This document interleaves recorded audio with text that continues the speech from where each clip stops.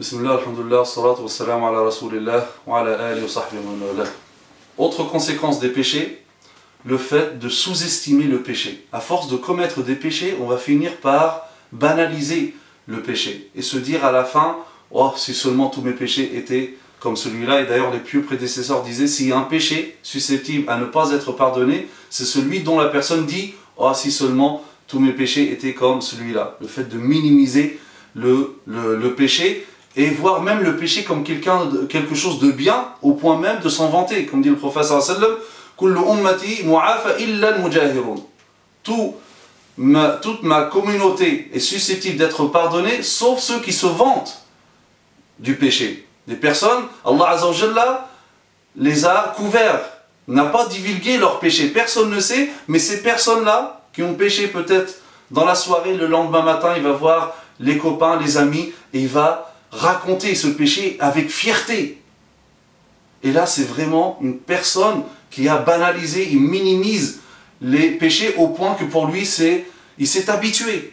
Et là, on le sent des fois lorsque même le fait de dire certains gros mots qui reviennent de temps à autre, on les a tellement banalisés que pour nous, c'est plus rien du tout, alors que c'est un péché. On sera jugé par rapport à ce que la langue dit. Ibn Mas'ud dit, le compagnon Ibn Mas'ud, donc il disait, le croyant, le véritable croyant, est celui qui voit ses péchés comme une montagne qui vont s'écrouler sur lui.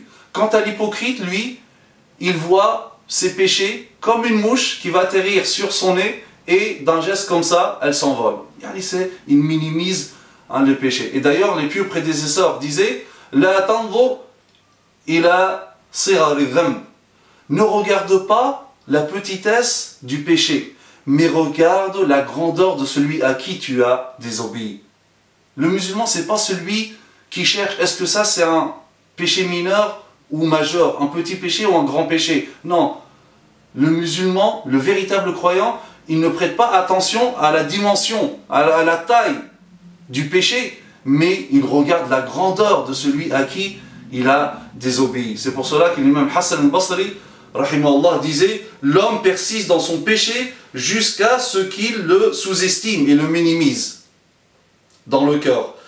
Et c'est là le signe de la décadence. Plus le péché devient petit aux yeux de l'homme, plus il devient grand auprès d'Allah Azza wa Jal.